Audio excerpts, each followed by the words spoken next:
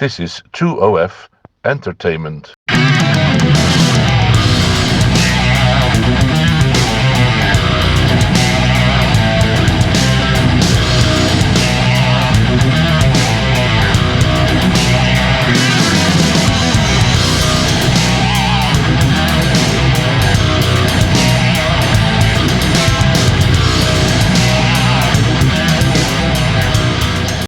Hi, it's Kiffin Lebates here, and today I want to talk about marketing, and in particular marketing in the context of NFTs, because I think that's an interesting topic, and at the moment I'm seeing an awful lot of very bad marketing in the NFT space.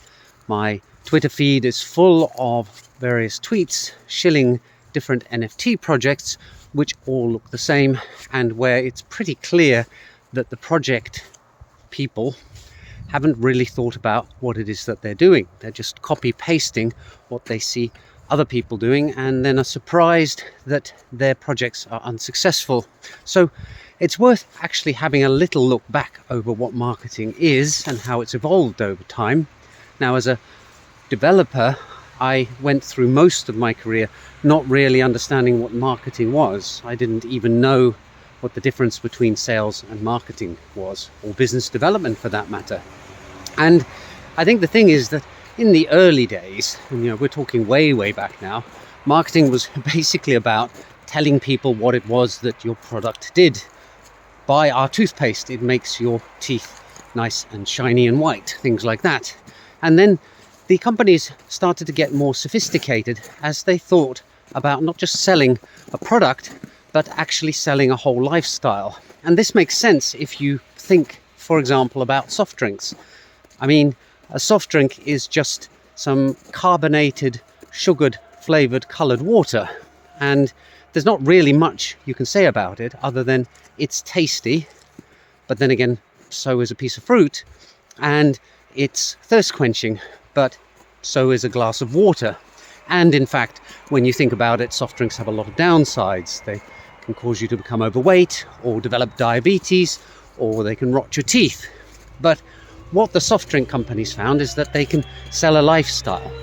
You put an advert on the television showing an attractive couple in an open top car on a hillside looking out over the sea, or an exotic looking city, and they've got a fizzy drink in their hand, and people start to think, yes, I want to drink that fizzy drink too, because I like the lifestyle that it's presenting, or the ethos that it's presenting, or the worldview.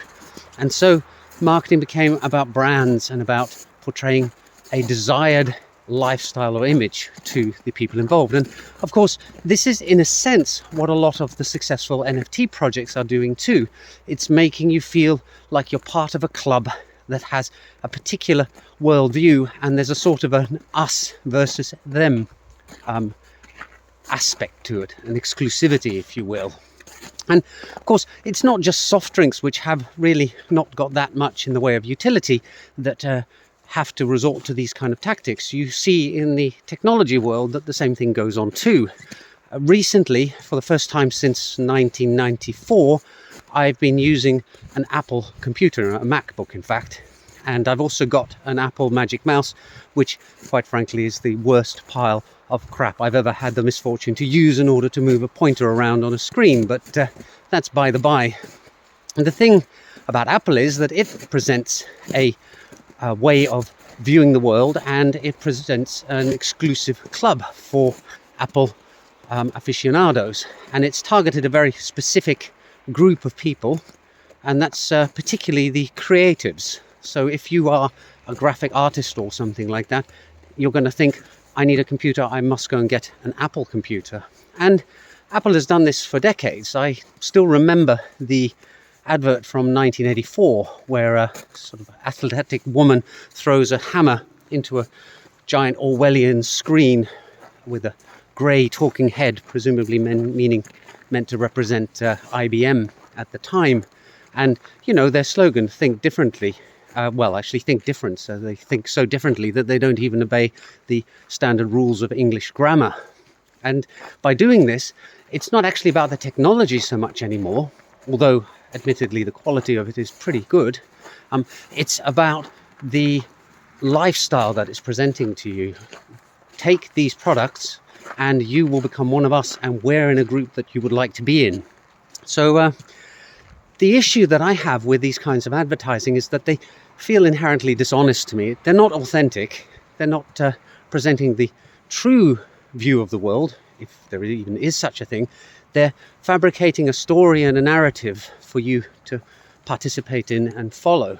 And I think most people don't think that kind of thing through very well, and therefore get suckered into it. And of course the question is, well, given that pretty much all of advertising and marketing is based around this, what are the other options?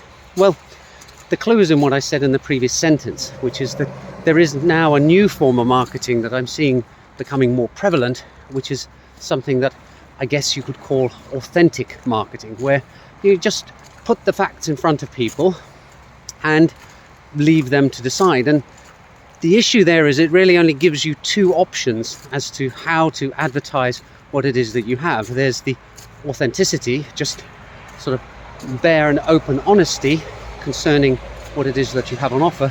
And then the second tool that you can use is humour, comedy, because comedy has a way of sort of revealing underlying overlooked, not necessarily truths, but ways of viewing the world that people haven't initially thought of. And here I'm thinking, for example, of the classic Dollar Shave Club video, where the guy who turns out actually is the CEO and founder of the company, although I think they were acquired a little while back, just explains through comedy what it is that his company is actually offering you.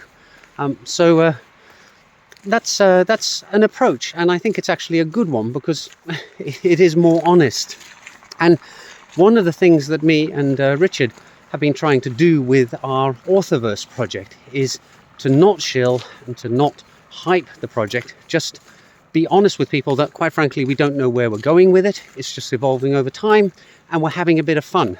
And I thought we'd hit on something new there, but recently I found out that actually back in November, somebody else, an artist called Sartoshi, so that's like Satoshi but with an R in it, had launched an NFT collection called MFers, and had taken the same approach, which is just allow the community to evolve it, just make stuff up as you go along and don't have any roadmaps. And that reminds me a bit of the slogan that me and Richard came up with, which is, roadmaps, where we're going, we don't need roadmaps. So of course, as is always the case, when you have a good idea, it turns out somebody else has had it before you. Now, the thing with Sartoshi's project is that it is just a classic NFT art or collectible release. So it's a standard contract. There are no whistles and bells on it. It's just giving people ownership of the row in the distributed decentralized database that Ethereum is, that points to a file, that points to an image that Satoshi has drawn. And this, I think, is one area where me and Richard do have an advantage over his project, or her. I don't know if Satoshi is a he or a she, so I shouldn't really have jumped to the conclusion initially that it is a he. Maybe somebody out there knows which it is. But anyway, the advantage that me and Richard have is that our project has whistles and bells. We started off by thinking, what would it be fun to throw into a smart contract from a smart contract developer's perspective, because we wanted to do something that we enjoy. It's not just a matter of putting 10,000 images out there on the web and then deploying a standard ERC 721 or ERC 1155 contract. Instead, in fact, what we've done is we've put 1.5 quintillion NFTs out there and used generative art in order to create the images. So one interesting thing about it.